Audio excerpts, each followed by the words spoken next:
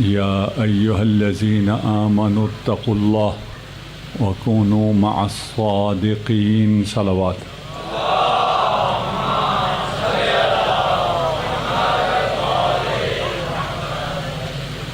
خدا کا شکر ہے کہ اس نے ہمیں معرفت اہل بیت سے نوازا. ہم ان ایام عزا میں عزائے سید الشہداء میں مصروف ہیں، اور ان ایام میں ہماری ذمہ داری بنتی ہے کہ ہم پیغام حسینی کو بھی لوگوں تک پہنچائیں. آپ ان ایام میں مجالس میں تشریف لاتے ہیں، اور خدا کرے کہ ہمارے یہ کلمات مفید واقع ہوں اور ہمیں صحیح راستے کی رہنمائی حاصل ہو. صلوات پڑھ دیجیے محمد و آل محمد. پنکھا تھوڑا سا، پنکھے کا رخ تھوڑا سا آج یہ ناراض ہے مجھ سے تھوڑا. صلوات پڑھ دیجیے محمد و آل محمد. یاد ہے بار دیگر صلوات.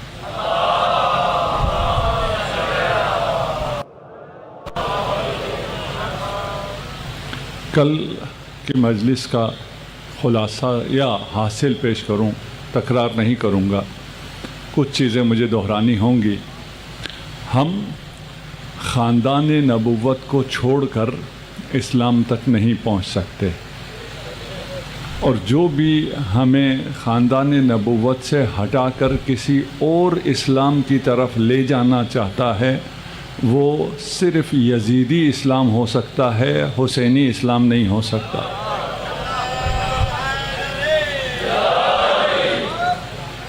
کربلا نے اسلام کو اس لیے زندہ کیا، بیمہ کیا کہ یہاں آ کر واضح ہو گیا کہ کون خاندان رسالت سے ہٹا کر ہمیں اسلام سے ہٹا رہا ہے. اس سے پہلے یہ بات واضح نہیں ہو رہی تھی. لوگوں کو یہ لگتا تھا کہ سیاسی معاملہ ہے، ہمارا فائدہ ادھر جانے میں سیاسی فائدہ ہے، ادھر ساتھ دے دیتے ہیں، ادھر چلے جاتے ہیں. دین اپنی جگہ ہے، سیاست اپنی جگہ ہے، اور اگر خاندان رسالت کو چھوڑ بھی دیا جائے پھر بھی ہم ہدایت پر باقی رہیں گے.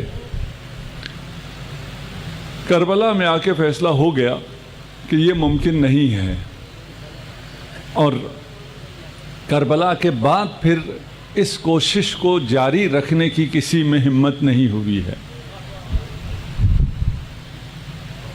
یہ روایت جو ہم نے پیش کی، اسلام کا آغاز اسی روایت سے ہو رہا ہے، اور اسلام کی بربادی بھی اسی روایت میں ہے.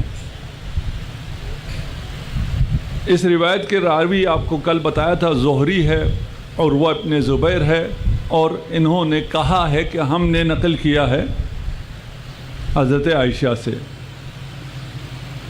ہمارا یہ ایمان ہے کہ یہ لوگ جھوٹ بولتے ہیں. ام المومنین نے ایسی کوئی بات نہیں کہی ہے. یہ سب کے لیے اتنا اچھا راہ حل ہے، اس مسئلے کو حل کرنے کا ایک راہ حل بھی ہونا چاہیے. دیکھیں، اس سے پہلے تک ہم پڑھتے رہے، عقیدت میں پڑھتے رہے، ہمیں کورس کی کتابوں میں ہی پڑھایا جاتا رہا، سنی شیعہ سب کو یہی پڑھایا جاتا رہا، یہی ہوا ہے. اور ابھی بہت سے لوگ میرے پاس آتے ہیں، مباحثہ کرتے ہیں، بات کرتے ہیں، علماء اہل سنت بھی آتے ہیں، کہتے ہیں یہ تو بالکل واضح سی بات ہے، یہ سفید جھوٹ ہے، ہمیں ابھی تک پتہ کیوں نہیں چلا؟ ہم نے بھی کوئی بہت زیادہ تحقیق نہیں کی اس پہ، یعنی پیش آپ کے سامنے بہت زیادہ تحقیق نہیں کی. یہ بالکل واضح چیز ہے کہ یہ نہیں ہو سکتا ہے. جو سید البشر ہے، جو خاتم الانبیاء ہے، جو حبیب کبریا ہے، اس کے ساتھ کوئی ایسا سلوک کرے، یہ ہو سکتا ہے؟ نہیں ہو سکتا بھائی، یہ جھوٹ ہے. اس جھوٹ کے ساتھ یہ توہین رسالت ہے. اس جھوٹ کے ساتھ پھر کچھ نام باندھ دیے گئے ہیں تاکہ لوگوں کو یہ جھوٹ اچھا لگے.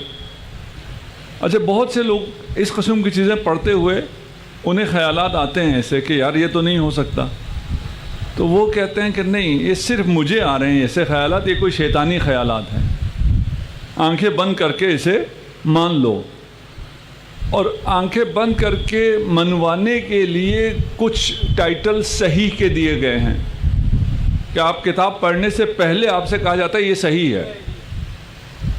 آپ کو یہ فیصلہ کرنے کا حق نہیں ہے کیا صحیح ہے اور کیا غلط ہے. آپ کی طرف سے پہلے فیصلہ ہو گیا ہے کیا صحیح ہے اور کیا غلط ہے, اس لیے آپ اس کی طرف جاتے ہیں. زہری کون ہے؟ اس 3 ناموں میں سے 2 ناموں کو پہچان لیجئے, ایک نام اور آپ کے سامنے رکھتے ہیں, اس کی ساری حقیقت سامنے آ جائے گی. زہری بنی امیہ کا آرکیٹیکٹ ہے, جو سیرہ تاریخ بنی امیہ نے لکھی ہے اس کا آرکیٹیکٹ زہری ہے.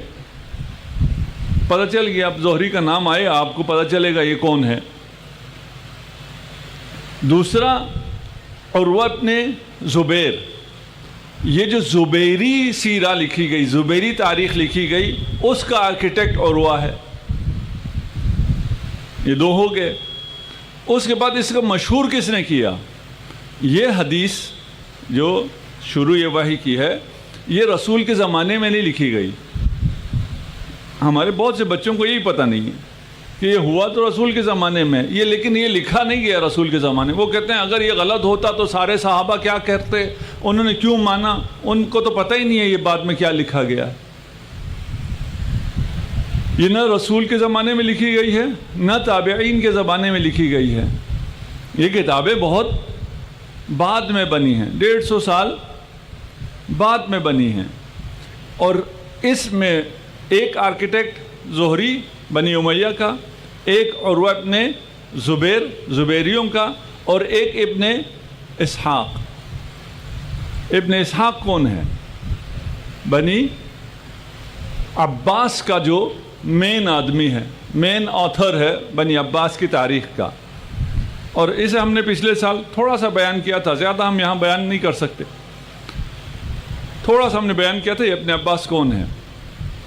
اگر آپ نے ہماری پوڈ کاسٹ سنی ہو تو ہم نے اس میں 40 لوگوں کا ذکر کیا تھا. سبایا بنی عین التمر, سبایا عین التمر, جنہوں نے نہیں سنا ان کو ہم تھوڑا سا بتا دیں, اور باقی بھی بتا دیں گے آپ کو کل پرسوں اگر ٹائم ملا انشاءاللہ. عین التمر کربلا کے پاس ایک جگہ ہے. خالد بن ولید نے جب اس علاقے کو فتح کیا تو وہاں ایک یہودی معبد میں 40 بچوں کو رکھا گیا تھا. انہیں قرآن کی تعلیم بھی دی جا رہی تھی اور کتابہ مقدس کی بھی تعلیم دی جا رہی تھی. ان کو پلانٹ کرنا تھا مسلم معاشرے میں, مسلمانوں کے خلاف ایک سازش. 40 بندے, ابھی یہ ایران اسرائیل جنگ میں بھی کتنے ملے, 4000 شاید ملے, ابھی بھی مل رہے ہیں. یہ 40 بندے مل گئے, اسرائیل نے پلانٹ کیے ہوئے تھے. اب ان کے ساتھ کیا ہونا چاہیے؟ جو ابھی ایران میں مل رہے ہیں ان کے ساتھ کیا ہو رہا ہے؟ انہیں پھانسی ہو رہی ہے, آپ دیکھ رہے ہیں میڈیا پہ آ رہا ہے. ان کے ساتھ کیا ہوا؟ ان کو مدینہ لایا گیا اور مدینہ میں بڑے بڑے گھروں میں چلے گئے. کسی کو سزا ہوئی نہیں.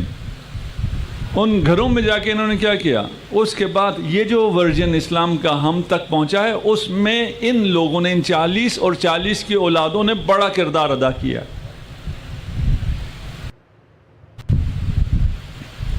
گھبرا تو نہیں رہے؟ ابن اسحاق کیا ہے؟ اس کا نانا یسار ہے. یسار وہ سبایا عین التمر میں سے ہے. یہ وہ عیسائیوں کی پروڈکٹ ہے, یہودیوں کی پروڈکٹ ہے, جس نے بعد میں آ کر عالم اسلام کے لیے تاریخ لکھی ہے. اب جو تاریخ یہودی لکھیں گے اس تاریخ میں علی کو بھی اگر ان کا بس چلتا تو کافر کہتے نعوذ باللہ. جب علی پہ بس نہیں چلا تو ابو طالب پر انہوں نے حملے شروع کیے. یہ واضح سمجھ میں آ رہا ہے اگر یہ چیزیں آپ کے لیے واضح ہوں. پھر اس کا حل کیا ہے؟ ہم نے یہ روایت پیش کی کل, آج جو کل نہیں تھے ان کے مختصر بتاتا ہوں, زیادہ تفصیل میں نہیں جاؤں گا, کہ عبداللہ ابن زبیر اپنی حکومت کے دوران بادشاہ ہے, بادشاہ کچھ بھی مانگ سکتا ہے, کچھ بھی چاہ سکتا ہے. اس نے عبید بن عمیر سے کہا، یہ قصہ گو تھا، صحابی تھا نہیں تھا، تابعی تھا، اس سے کہا کہ بھائی وہ جو پہلی وحی ہے اس کا قصہ سناؤ۔ اس نے، کیونکہ قصہ سنانا اس کا پیشہ تھا، ایک ایسا ہی قصہ جس میں یہی 3 بار ہوا تھا، پڑھو، اور وہ کتاب مقدس پڑھنے کے بعد اس کا مسئلہ حل ہوا تھا، اسی کو اٹھا کے اسی پلاٹ پہ یہ قصہ لکھ دیا، یہ قصہ بیان کر دیا۔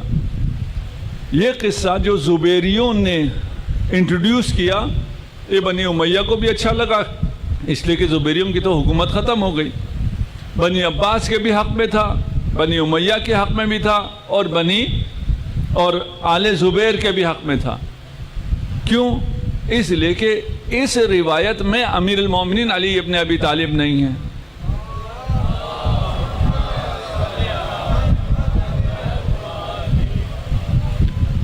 اور جو قصہ قصہ گو ہوتے ہیں، وہ کہانی آپ نے جو ابھی فلمیں بھی دیکھی ہیں نا، جو بنی ہیں، جو اسلامی فلمیں بنی ہیں، اس میں وہ کہانی لکھنے والا درمیان میں کچھ نہ کچھ ڈالتا ہے۔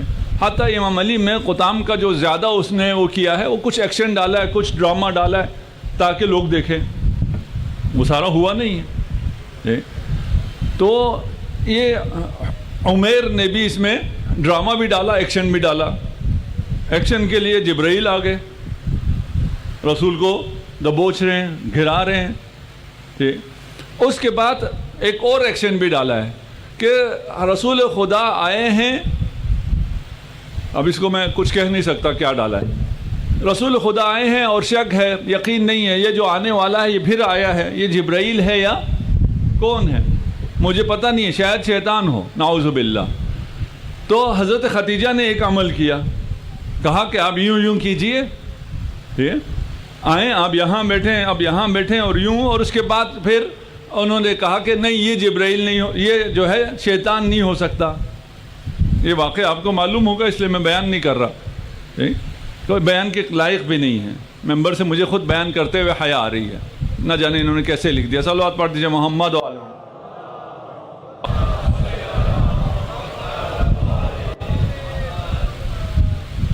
اب اس کو بڑا کرنا تھا ورقہ بن نوفل کو۔ زبیریوں نے ورقہ بن نوفل کو کیوں بڑا کیا؟ کیونکہ یہ زبیر خاندان سے ہے، اپنے خاندان کی کسی فرد کو بڑا کرنا تھا۔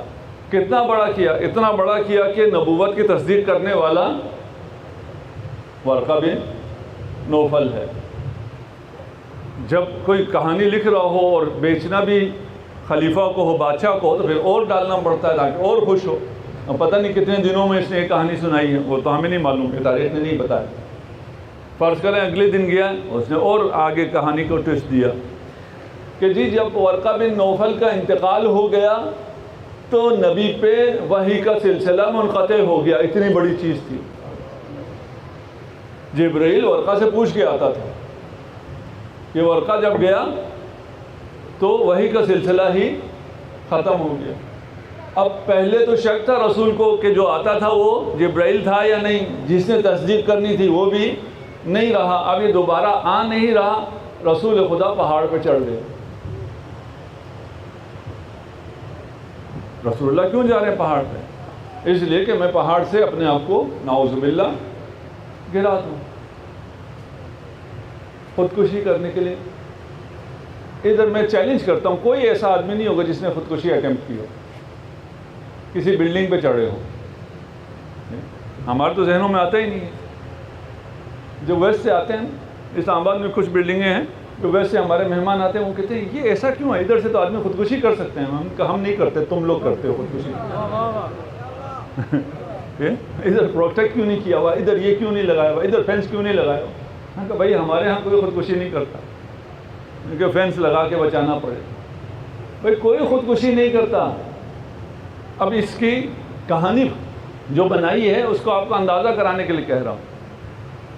اس کے بعد جبرائیل آئے اور انہوں نے کہا نہیں آپ نبی ہیں، میں جبرائیل ہوں، یہ ارادہ ترک کر لو۔ اس کے بعد پھر وہی نہیں آئی، رسول خدا پھر پہنچ گئے، نعوذ باللہ۔ تو یہ وہ داستان ہے جسے اسلام کی اصلی روایت بنا کر پیش کیا گیا ہے. ہمارے بچوں کو بھی یہی پڑھایا جاتا ہے. اب بچے آ کے ہم سے یہ پوچھتے ہیں کہ بھائی اگر یہ سب جھوٹ ہے تو ہم ایگزام میں اگر آئے تو کیا لکھیں؟ جھوٹ لکھیں یہ سچ لکھیں؟ بھائی اس جھوٹ کو میں نے ممبر سے بیان کیا نہیں کیا؟ میرے ممبر سے بیان کرنے سے کچھ ہوا؟ بہت سو کو حق پتہ چل گیا کیوں کچھ نہیں ہوا. روایت تو میں نے بھی اسی طرح پڑھی. مجھے بہت سی جگہوں پہ شرم آتی تھی اور بہت سی جگہوں کو میں نے حذف کیا اور بہت سی جگہوں کو اس طرح میں نے نہیں پڑھا. اور یہ کام آپ کے مترجمین نے تھوڑا بہت کیا ہے, ترجمے میں انہوں نے تھوڑا سا ہلکا کیا ہے. آج کل آپ یہ ٹیکسٹ اٹھائیں, میری باتوں پہ نہ جائیں, میں آپ سے نہیں کہہ رہا, جن سے کہہ رہا ہوں ان کو سمجھ میں آ رہا ہے. میری باتوں کو نہ جائیں, عربی ٹیکسٹ اٹھائیں, سرچ کریں, عربی ٹیکسٹ مل جائے گا, وہ ڈال دیں چیٹ جی پی ٹی میں, وہ آپ کو ٹرانسلیٹ کر دے گا. بھروسہ نہیں ہے انگریزوں پہ, ڈیپ سیک میں ڈال کے پوچھ لیں, وہ آپ کو ترجمہ کر دے گا. تو آپ کو پتہ چلے گا یہ جو ترجمہ کر کے آپ کو دے رہے ہیں یہ کتنی خیانت کر رہے ہیں. بھائی تم صحیح بتاؤ نا کتنا جھوٹ لکھا گیا ہے. اگر صحیح ہے تو صحیح ترجمہ کرو. صحیح ترجمہ کرنے میں کیا مسئلہ ہے؟ خیر, یہ ہم اس سے آ جاتے ہیں باہر. یہ ایک روایت ہے, جس روایت کے مطابق جو ہوتا ہے وہ آپ نے دیکھ لیا. ایک روایت اہل بیت کی ہے. اہل بیت کی روایت اور باقی روایت میں فرق کیا ہے؟ بنیادی فرق یہ ہے, اہل بیت کی روایت کے مطابق کچھ اور ہے اور باقی جو روایت ہے اس کے مطابق کچھ اور ہے. باقی روایت کے مطابق 40 سال بعد نبی کو پتہ چلا کہ میں نبی ہوں اور اس پر شک ہوا اور اس شک کو ایک عیسائی نے برطرف کیا.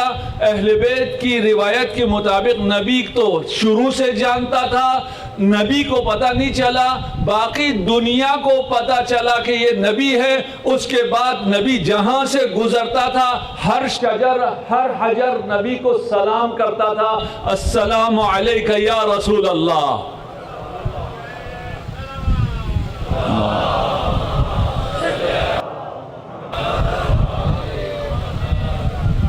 لقد قرن اللہ. اہل بیت کی روایت سنیں, مزے کریں, ہے نا, کہ بچپن سے ہی رسول اللہ کے ساتھ سب سے بڑا ملک, سب سے بڑا فرشتہ رسول اللہ کے ساتھ ہوتا تھا, رسول اللہ کی خدمت میں ہوتا تھا.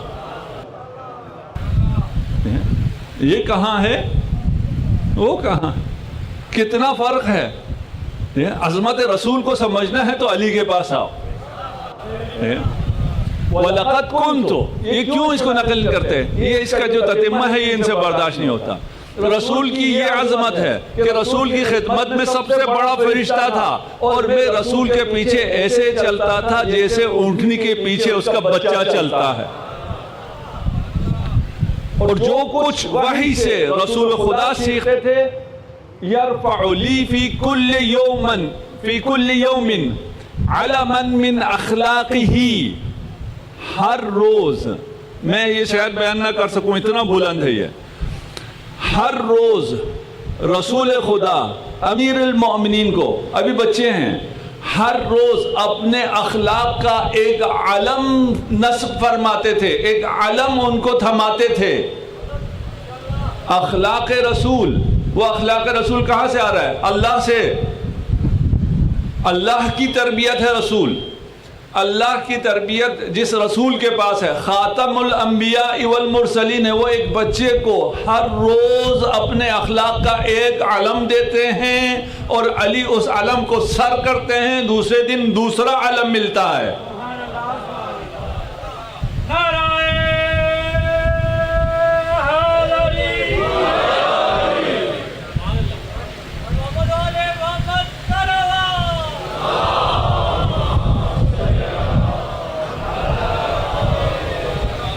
کنت مع رسول اللہ فی غار حرا, غار حرا میں اکیلے نہیں تھے, میں تھا.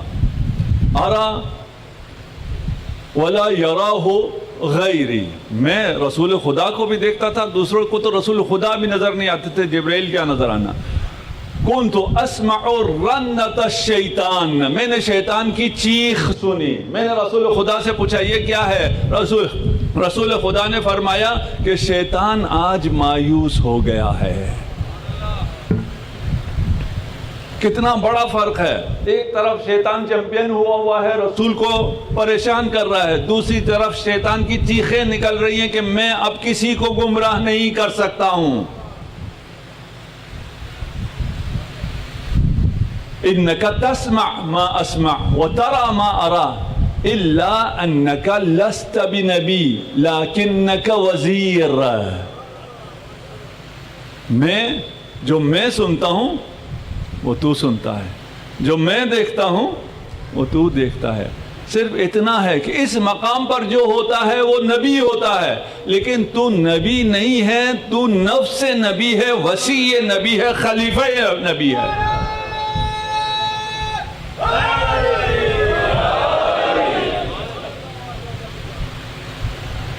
شاید ہمارے اس مجلس کی قبولیت ہے کہ ہماری مجلس کا آغاز اجداد نبی کے ناموں سے ہوا ہے، اور اگر کچھ منتقل ہو گیا ہو، آپ لوگوں تک پہنچ گیا ہو۔ دیکھیں، ہم نے ایک واقعہ پیش کیا تھا کہ عبد المطلب کے لیے ابرہہ نے کہا کہ کھڑا نہیں ہونا، لیکن خدا کا منصوبہ کچھ اور تھا۔ یہ تاریخ لکھنے والوں نے چاہا کہ اجداد نبی کا ذکر نہ آئے، اور ذکر آئے تو انہیں کافر ڈکلیئر کیا جائے، لیکن خدا کا پلان کچھ اور ہے۔ یہ کیا کہتے ہیں اور خدا نے کیا کیا ہے؟ خدا نے ان کے ساتھ ایسا کیا ہے کہ ان کی نماز بغیر ابو طالب پر درود پڑھے مکمل نہیں ہوتی ہے۔ یہ بتاتے نہیں نا، ان سے پوچھو نا، آپ نماز میں آل ابراہیم پر درود پڑھتے ہو، وہ آل ابراہیم کون ہیں؟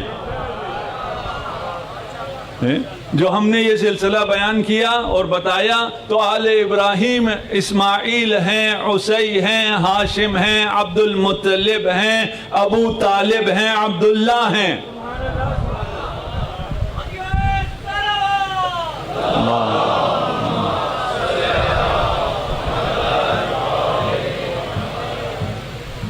یہ مکر ہوا مکر اللہ۔ آپ کس کو نہیں مانتے؟ نہیں مانتے تو آپ کی نماز ہی نہیں ہوگی۔ ان اللہ اصطفى آدم و نوحا، اللہ نے انبیاء کے نام لیے، اللہ نے چنا آدم کو اور نوح کو۔ اس کے بعد کسے چنا ہے؟ ابراہیم کو نہیں، آل ابراہیم۔ خدا نے آل ابراہیم اور آل عمران کو استفا دیا ہے۔ یہ اور اردو والا استفا نہیں، ہاں یہ مصطفیٰ سے جو استفا ہے۔ یہ فضیلت موجود ہے قرآن میں، آپ کو ہر نماز میں ان پر درود پڑھنا واجب ہے۔ ابھی آپ نے یہ دیکھا ہوگا، اور یہ گلہ مجھے اپنے بچوں سے بھی، رسول اللہ کا نام لیتے ہیں تو صلی اللہ علیہ وسلم، رسول خدا نے کہا، فرمایا، ایک شخص نے اس طرح کی صلوات تو اس وقت نہیں پڑھتے تھے، اس نے اچھی طرح صلی اللہ علیہ اتنا پڑھا کہ آپ پر خدا کا درود ہو۔ رسول خدا نے ارشاد فرمایا، مجھ پر صلاۃ بطرا نہ پڑھو، مجھ پر دمکٹی صلوات نہ پڑھو۔ پوچھے یہ دمکٹی صلوات کیا ہے؟ کہا مجھ پر تو درود بھیجو، میری آل پر نہ بھیجو، ایسا نہ کرو۔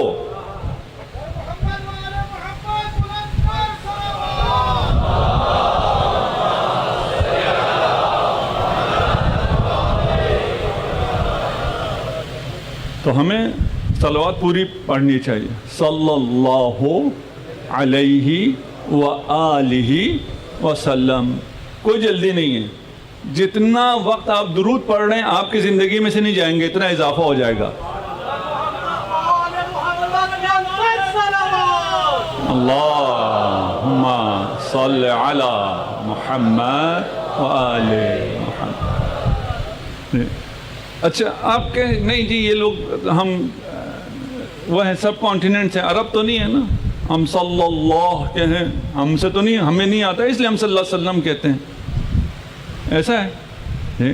جب صحابہ کا نام آتا ہے رضی اللہ، تمہیں تو اتنا اچھا اللہ پڑھنا آتا ہے،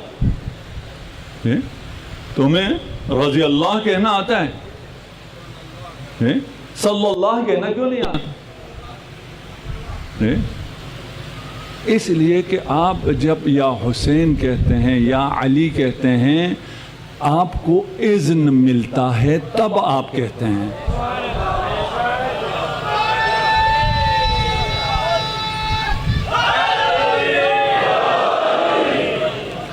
ذکر سے پہلے مذکور ہوتا ہے، مذکور کی طرف سے اجازت ہو تو اس کا ذکر آپ کے نام، آپ کی زبان پہ آتا ہے۔ یہ جو ان کے نام زبان پہ نہیں چڑھتا ہے اس لیے کہ انہیں اذن نہیں ہے۔ صلوات پڑھ دیجئے محمد و آل محمد۔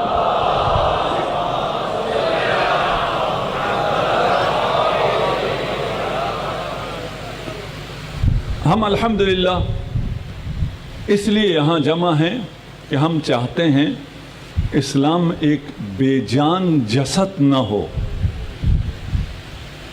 اسلام، دین، نماز، روزہ، حج، یہ سب بے جان جسد ہیں۔ مجھے نہیں معلوم، اگر آپ الکوثر آ رہے ہیں وہاں ہم نفس پر اور روح پر بات کر رہے ہیں، بدن پہ بات کر رہے ہیں، ابھی اس سے ہمیں کام نہیں ہے۔ اسلام ایک بدن ہے، نماز بھی ایک بدن ہے، کیونکہ آپ کے فزیکل اعمال کا نام نماز ہے۔ آپ اٹھتے ہیں، قیام کرتے ہیں، رکوع کرتے ہیں، سجدہ کرتے ہیں، یہ فزیکل اعمال ایکٹیویٹی، یہ نماز ہے، یہ ارکان مخصوصہ نماز ہے۔ اس میں جان نہیں ہوتی ہے، یہ پرواز نہیں کر سکتی ہے۔ جب حضرت عیسیٰ سے خدا نے کہا کہ ایک پرندے کی شبیہ بناؤ، خاک لیا، خاک سے، مٹی سے پرندے کی شبیہ بنائی، اور بے اذن خدا جب اس پر پھونکا تو اس نے پرواز کرنا شروع کر دیا۔ خاک ہے، خاک پرواز نہیں کر سکتی، اسے روح چاہیے، اسے دم چاہیے۔ ہماری عبادتیں پرواز نہیں کر سکتی ہے، اسے روح چاہیے پرواز کے لیے، اور ہماری عبادتوں کی روح حب علی ابن ابی طالب ہے۔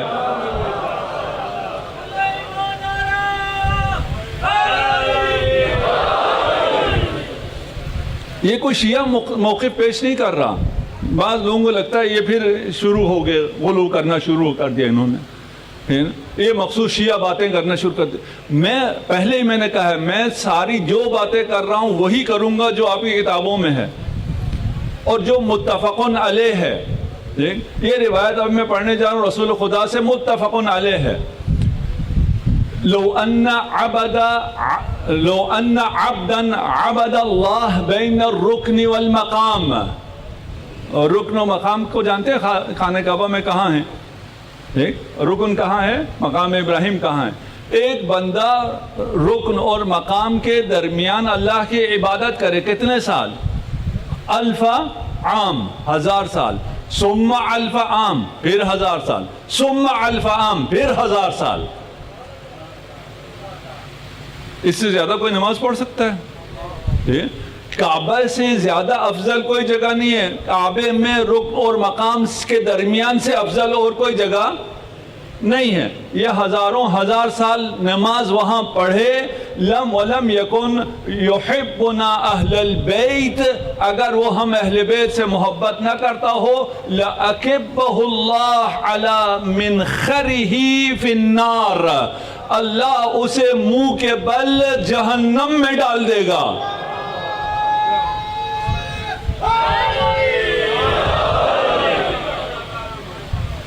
یار اس نے تو نمازیں پڑھی ہیں، اس نے تو کوئی گناہ نہیں کیا۔ کتنے سال نمازیں پڑھی ہیں؟ 3000 سال۔ 3000 سال نماز پڑھنے والے کو بغیر کسی گناہ کے، کوئی گناہ کیا اس نے؟ اس کعبے کے درمیان میں بیٹھ کے کیا گناہ کرے گا؟ کوئی گناہ نہیں کیا۔ 3000 سال عبادت کی ہے، جزا کیا ہے؟ جہنم۔ کیوں؟ بغیر ذکر علی کے ہے، بغیر حب علی کے۔ یہ ہو سکتا ہے؟ ایسا ممکن ہے؟ بالکل ممکن ہے. یہ تو 3000 سال ہے. آپ کہیں پتہ نہیں یہ روایت صحیح ہے صحیح نہیں ہے، جبکہ متفق علیہ روایت ہے. میں آپ کو 6000 سال کی مثال پیش کرتا ہوں. 6000 سال شیطان نے اللہ کی عبادت کی، ایک گناہ بھی نہیں کیا. اتنی عبادت کی کہ وہ جن ہوتے ہوئے ملائکہ میں شمار ہونا شروع ہوا. اس کے بعد اس نے کیا کیا تھا؟ ایک ولی خدا کو سجدہ نہیں کیا تھا. ولی خدا کی محبت اس کے دل میں نہیں تھی. بغیر کسی گناہ کے جہنمی ہو گیا. 6000 سال کی عبادت کے ساتھ جہنمی ہو گیا. اپنے عبادتوں پہ زیادہ نہ اتراؤ. ہم بہت عبادت کرنی چاہیے، اس کا مطلب یہ نہیں عبادت نہیں کرنی چاہیے. عبادت کرنی ہی علی والوں کو چاہیے.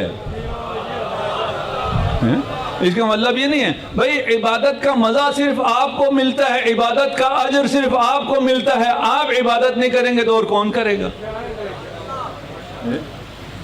یا علی لو ان عبدا عبد اللہ، یہ متفق روایتیں ہیں، دونوں فریقین کی کتابوں میں ہیں. یا علی اگر کوئی اللہ کی عبادت کرے مثل ما قام نوح فی قومہ، 1000 سال، وہ بھی نوح کی طرح کی، ایک پیغمبر العظم نے جیسی عبادت کی ہے 1000 سال وہ عبادت کرے. وَكَانَ لَهُ مِثْلُ أُحَدٍ ذَهَبًا، احد کے پہاڑ کے برابر اس کے پاس سونا ہو. آپ نے احد کا پہاڑ نہ دیکھو، مارگلے کے پہاڑ کے برابر سونا بھی کافی ہے. احد کا اگر نہیں دیکھا اتنا سونا ہو، اس کا مطلب یہ نہیں احد، اس کا مطلب ہے سب سے بڑا پہاڑ. وہاں سب سے بڑا پہاڑ احد کا تھا، یعنی ایوریج کے برابر اگر آپ کے پاس سونا ہو. فَأَنفَقَهُ فِي سَبِيلِ اللَّهِ، اپنی نمائش کے لیے نہیں، اپنے نام کے لیے نہیں، اللہ کی راہ میں اخلاص کے ساتھ خرچ کر دو پورے کوہ احد کو جو کہ سونا ہے. وَمَدَّ فِي عُمْرِهِ حَتَّى حَجَّ أَلْفَ حِجَّةٍ، اور خدا اسے اتنی طولانی عمر دے کہ وہ 1000 حج بھی کر لے.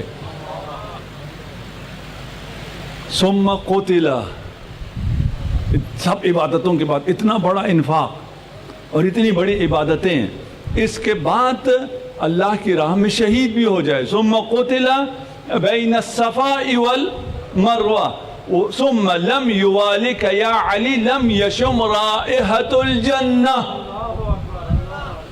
اس ایسے شخص کو جنت کی بو بھی نہیں آ سکتی ہے.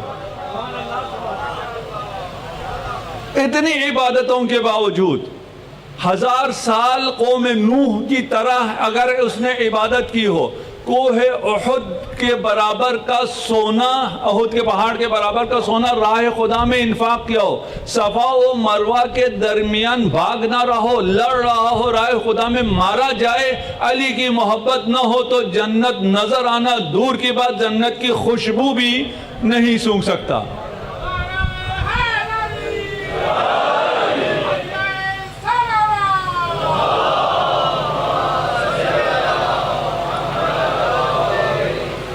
اما علمت یا علی، اب رسول خدا رکنے والے نہیں ہیں. یہ تو جتنا سینسر کر کے جنہوں نے پیش کیا ہے فریقین سے آیا ہے نا، یہ بہت سینسر ہو کے آیا ہے. رسول جب علی کے فضائل بیان کرتے تھے تو رکتے نہیں تھے، نیچے جو ہیں وہ نعرے نہیں لگاتے تھے، پھر بھی نہیں رکتے تھے. آپ تو نعرے لگا رہے ہیں، میں کیوں رک جاؤں؟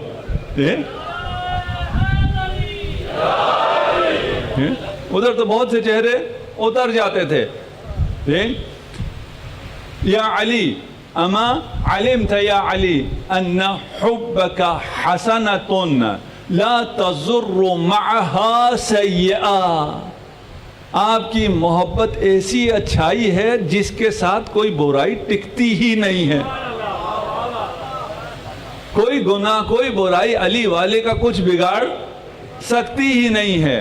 وَبُغْضُكَ سَيِّئَةٌ لَا تَنْفَعُ مَعَهَا طَاعَةٌ، علی کا بغض ایسی برائی ہے جس کے ہوتے ہوئے کوئی عبادت فائدہ نہیں دیتی.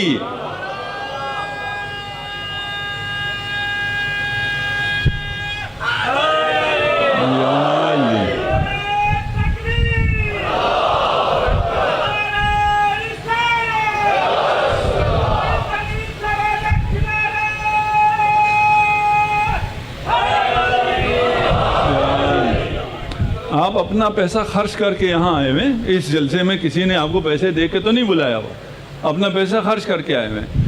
امیر رسول خدا فرما رہے ہیں، ہاں یہ کوئی اور نہیں کہہ رہا، یا علی لو نصرت الدر علی المنافق ما احبک، اگر آپ منافق پر موتیاں ہی نچھاور کیوں نہ کریں وہ آپ سے محبت نہیں کرے گا، اور اگر آپ مومن کے ناک کی ہڈی کو چورا چورا کر دیں وہ آپ سے نفرت نہیں کرے گا۔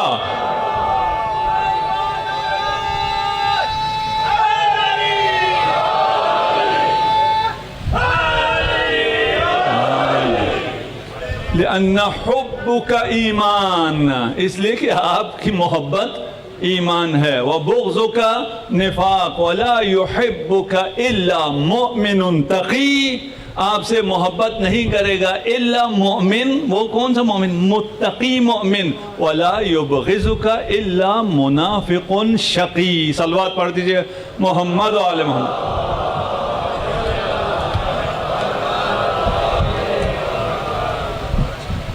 تو اپنے دین میں حیات ڈالیے، اگر آپ کے دین میں، آپ کے اسلام میں روح نہ ہو تو پھر یہی ہوگا جو آپ دیکھ رہے ہیں، مسلمان 2 ارب ہیں لیکن 2 ملین لوگوں کے ہاتھوں ذلیل ہو رہے ہیں۔ کیوں؟ اس لیے کہ دین تو ہے، اسلام تو ہے، اس میں روح نہیں ہے۔ اگر آرمی ہو اس میں نعرہ حیدری نہ ہو تو وہ آرمی جیت نہیں سکتی، اس کے پاس جتنے مرضی رفائل کیوں نہ ہو۔ آرمی صرف وہ جیتتی ہے جس کے پاس نعرہ حیدری ہو۔ صلوات پڑھ دیجئے محمد و آل محمد۔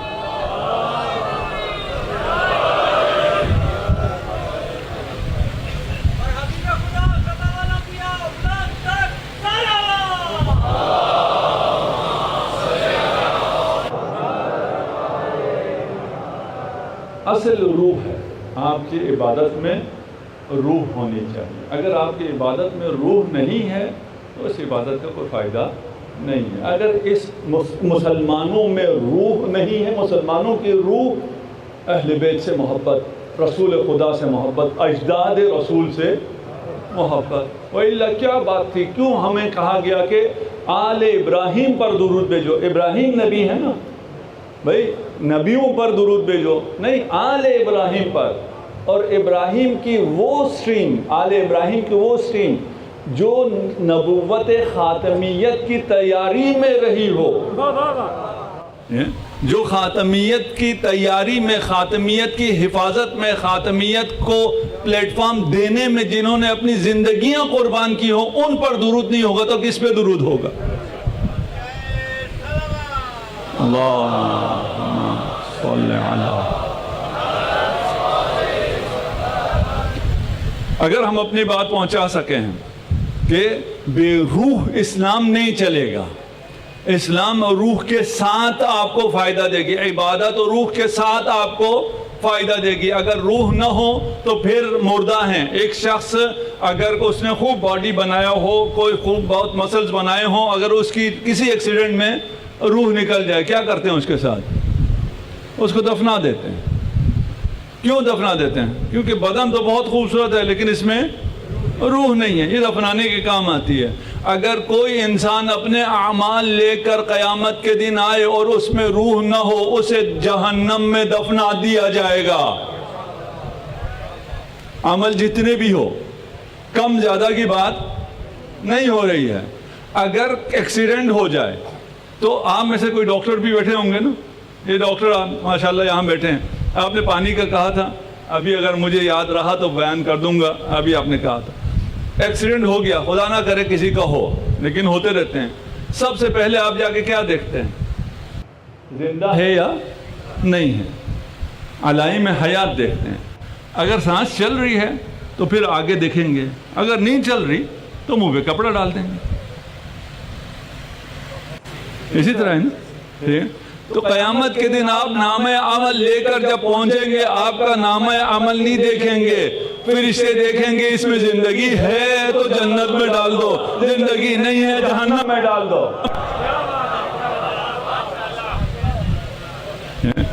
بھئی آپ جیسے بھی ہوں، وینٹیلیٹر پہ ہی ہوں، سانس بھی نہ آ رہا ہو، لیکن اگر روح ہے آپ کو وینٹیلیٹر پہ بھی رکھیں گے.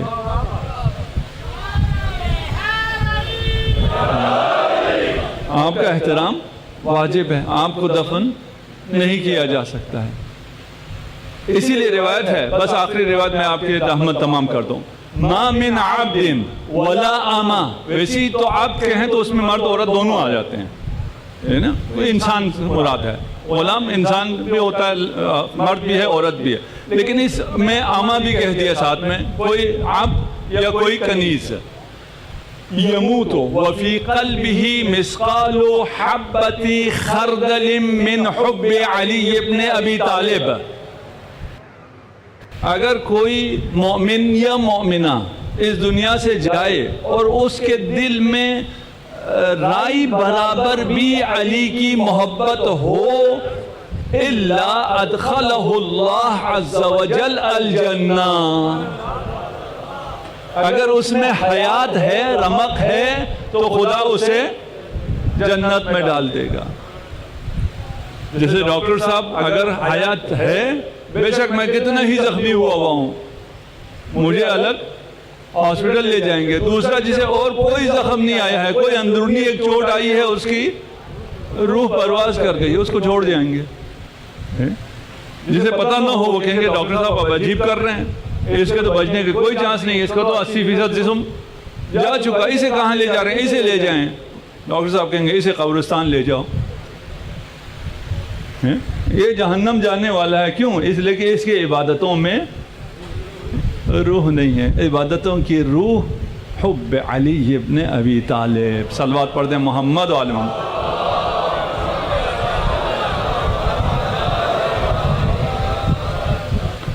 ہمیں اس خاندان سے جڑنا ہے.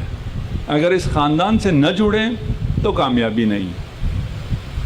میرا خیال اب بہت واضح ہو گیا ہے, آپ لوگوں کے لیے نہیں کہہ رہا میں, آپ کے توسط سے بہت لوگ سنتے ہیں الحمدللہ, اور بہت لوگوں تک ہدایت پہنچ رہی ہے, اور اس کا اجر و ثواب آپ کو ہے. امیر المومنین سے رسول خدا نے کہا کہ اگر ایک آدمی ہدایت پا جائے آپ کے ہاتھ سے, لَخَيْرٌ لَكَ مِمَّا طَلَعَتْ عَلَيْهِ الشَّمْسُ, سولر سسٹم میں جو کچھ ہے اس سے بہتر یہ ہے ایک آدمی کو ہدایت مل جائے. آپ جو یہاں آتے ہیں, یہاں بیٹھتے ہیں, آپ کے بیٹھنے کی وجہ سے بہت سوں کو ہدایت ملتی ہے. آپ کے یہاں آنے کی وجہ سے اس چوک کو حیدری چوک کہا جاتا ہے, یہی کافی ہے.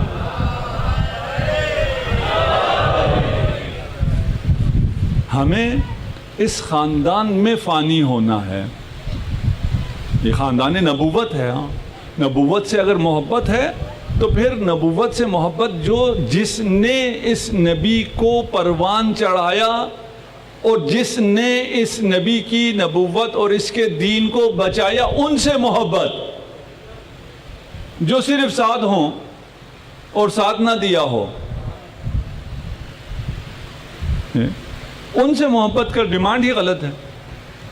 ہم اگر کہیں کہ ہم جو ساتھی ہیں رسول خدا کے ساتھ ہیں, ان سے محبت کرتے ہیں, معیت, جو رسول کے کاز کے ساتھ ہیں ان پہ ہماری جانیں قربان, کہتے ہیں نہیں, یہ آپ یہ نہیں کر سکتے جو ہم کہیں.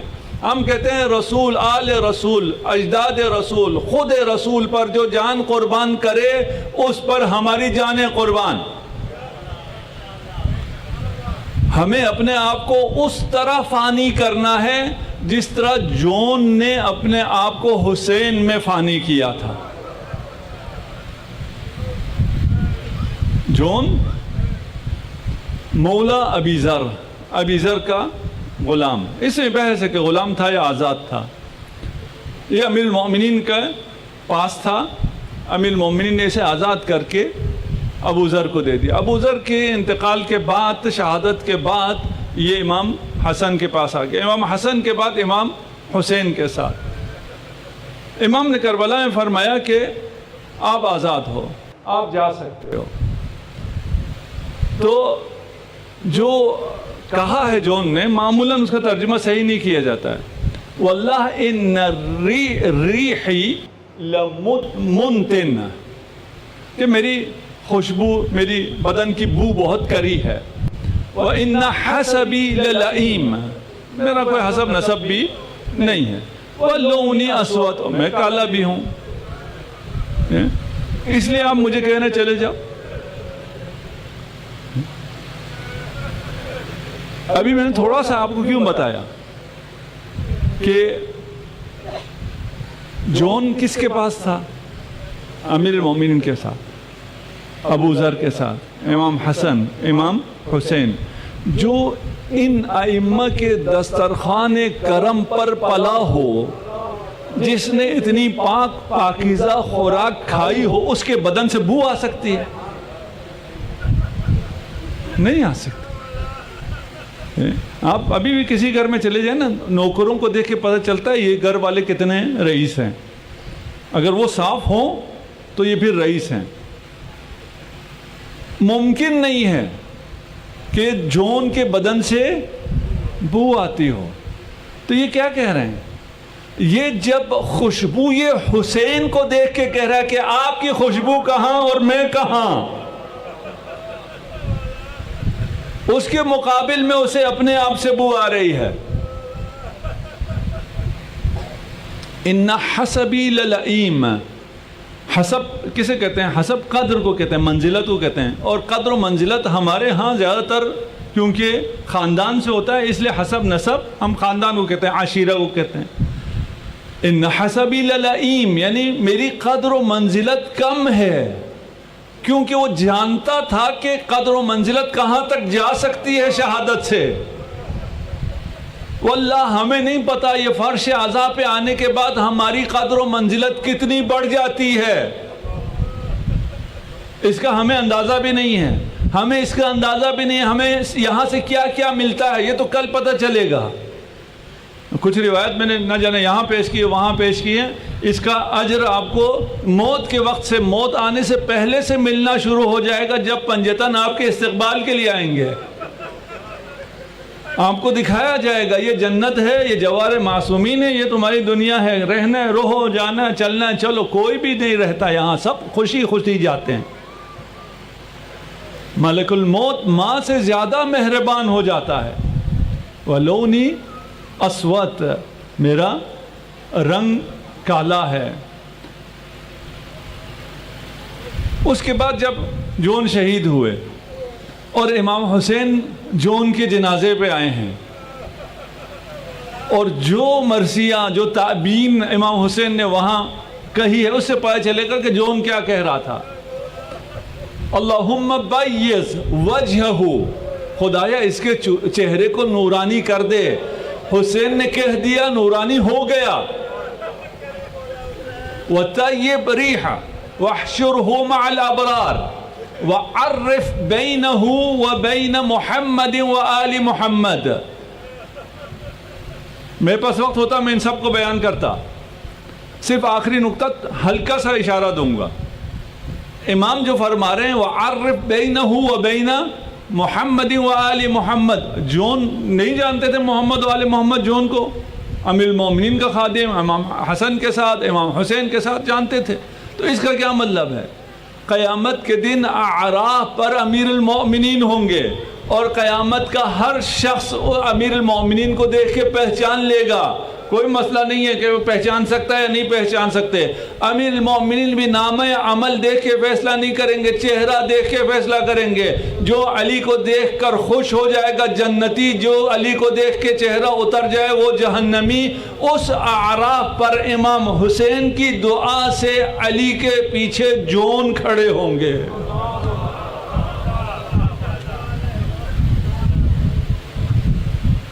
حسین سے دعا لو، حسین کی دعا سے معجزے ہوتے۔ کہاں جون، کہاں مقام عراف۔ یہ کاروان جب مدینہ سے روانہ ہو رہا تھا، بہن بھائی کے پاس آئی، میں نے آپ کے ساتھ جانا ہے۔ فرمایا جاؤ، جا کے عبداللہ سے اجازت لے لو۔ وقت کا امام ہے، خود اجازت دے سکتا ہے، لیکن شریعت کے احکام کی پائبندی ہے۔ جب زینب علیہ مقام حضرت عبداللہ کے پاس آئے تو عبداللہ نے فرمایا کہ سفر پہ جا رہے ہو، سفر میں بلائیں آتی ہیں، اون و محمد کو ساتھ لے جاؤ، اگر حسین پہ کوئی بلا آئے تو اون کو میری طرف سے، محمد کو اپنی طرف سے حسین پہ قربان کر دینا، اجرکم علی اللہ۔ بس وقت آ گیا، میں نے مختصر کیا۔ یہ کاروان کربلا میں اترتا ہے، ہر بی بی اپنے کڑیل جوان کو تیار کر رہی ہے، فخر کر رہی ہیں میرا اکبر سا جوان ہے، کل حسین پہ قربان ہوگا۔ جن بیویوں کے بچے چھوٹے ہیں انہیں فکر ہے کہ پتہ نہیں ہمارے بچے لڑیں گے یا نہیں لڑیں گے، کچھ کر بھی سکیں گے یا نہیں کر سکیں گے۔ اون و محمد امام حسین کے پاس بار بار آتے ہیں اجازت لینے کے لیے، لیکن حسین اپنے بھانجوں کو مرنے کی اجازت کیسے دے سکتا ہے؟ حضرت زینب خود آئیں اور اماں زہرا کا واسطہ دے کر کہا، بھیا آپ کو ماں کا واسطہ ہے، میں اس شرمندگی کو برداشت نہیں کر سکتی، قیامت کے دن باقی سب تو سرخرو ہوں، میں ماں زہرا کو کیا جواب دوں گی کہ میں نے حسین پہ اپنا کوئی لال قربان نہیں کیا۔ حسین سے اجازت ملی، اون و محمد کو تیار کرنے کے لیے تبرکات کا صندوق کھلا، حیدر کرار کا امامہ اون کے سر پر، جعفر طیار کا امامہ محمد کے سر پر، دونوں گئے، داد شجاعت دی، پہلے ایک شہید ہوا، بعد میں دوسرا شہید ہوا۔ شہداء کو لینے کے لیے حسین بھی جاتے تھے، لیکن ابھی حسین کے ساتھ علی اکبر بھی تھے، عباس بھی تھے۔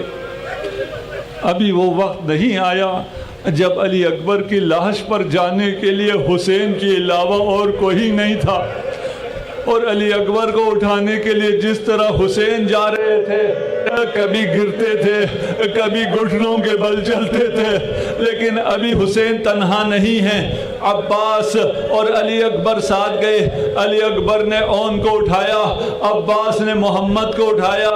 جب شہداء کو لے کر خیمہ گاہ کی طرف آئے، زینب سب سے بڑھ کر استقبال کیا کرتی تھی، لیکن اب زینب کہیں نظر نہیں آ رہی۔ حسین نے کہا زینب سے کہو قربانی قبول ہو گئی ہے، اپنے شہیدوں کا استقبال کرو۔ جب زینب کہیں نہ ملی، دیکھا پشت خیمہ سجدے میں سر ہے، خدایا تیرا شکر، تو نے میری قربانی قبول کر لی۔ اجرکم علی اللہ۔ یہ کاروان چلتا ہے، یہ کاروان کربلا سے شام کی طرف جاتا ہے۔ یہ ایک بی بی ایسی ہے جس نے اپنے بچوں پہ گریہ نہیں کیا، بہت مشکل مراحل آئے ہیں، لیکن کیسے کہوں کیا کیا منزلیں تھی۔ یہ لعین جب راستہ چلتے تھے تو نیزے پر سروں کو اٹھاتے تھے، جیسے ہی آبادی آتی تھی ان سروں کو بیویوں کے پاس لے آتے تھے تاکہ بیویاں بے تاب ہوں، لوگ تماشا دیکھیں۔ جب کوفہ کا بازار آیا، اون و محمد کے سر زینب کے قریب لائے، زینب نے گریہ نہ کیا۔ کسی خاتون نے کہا لگتا ہے ان پھول سے بچوں کی ماں مر گئی ہے۔ زینب نے یہ سنا، کہا ان کی ماں زندہ ہے لیکن حسین مرنا۔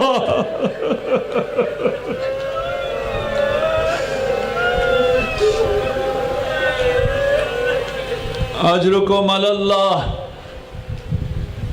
وہ وقت بھی آیا جب شام کا بازار آ گیا۔ میں اکثر سوچتا تھا زینب گریہ کیوں نہیں کرتی، آخر ماں ہے۔ جو یہ روایت میں نے پڑھی، جب شام کا دربار آ رہا تھا، بازار شام کو سجایا جا رہا تھا، اسرا کو دربار کے دروازے کے باہر رکھا گیا۔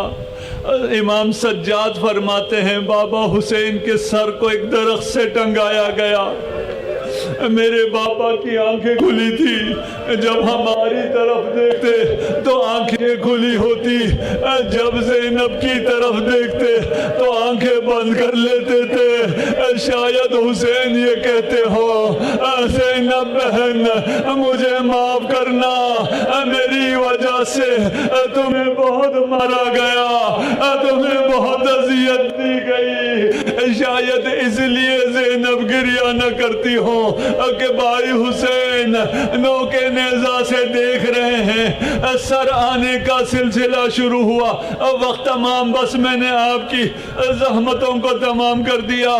جب چھوٹے چھوٹے سر آئے زندان شام میں، 2 سر آئے، ان سروں کو لینے والا کوئی نہیں ہے، ان سروں پہ رونے والا کوئی نہیں ہے۔ قافلہ واپس کربلا پہنچا، سروں کو دفن کرنا شروع کیا، وہاں بھی زینب نے اپنے بچوں کے سروں کو نہ لیا، اپنے بچوں پہ نہ روئی۔ قافلہ واپس مدینہ پہنچتا ہے، زینب اپنے جد کے نانا کی قبر پر جاتی ہے۔ جب بھی مشکل ہوئی، جس مرحلے میں زینب صبر نہ کر سکی، نانا کو پکارا، وا محمدا ھذا حسینک مرمل بالدماء مقطوع الاعضاء۔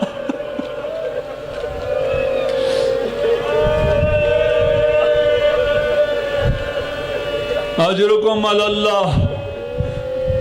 نانا کی قبر سے ماں کی قبر پر آئی، ایک ماں کی قبر پر آ رہی ہے، وہاں بھی حسین کا نوحہ پڑا، عباس کا گریہ کیا، وہاں ماں کو بھی اپنی آستین ہٹا کر ہاتھ پر دروں کے نشان نہ دکھائے۔ جب کاروان اپنے اپنے گھروں کو چلا گیا، زینب کبریٰ اپنے گھر آئی، چھٹے آنگن میں دیکھا کمرے میں 2 ننھے بستر لگے ہیں۔ اب صبر ماں کا صبر تمام ہوا، زینب نے پکارا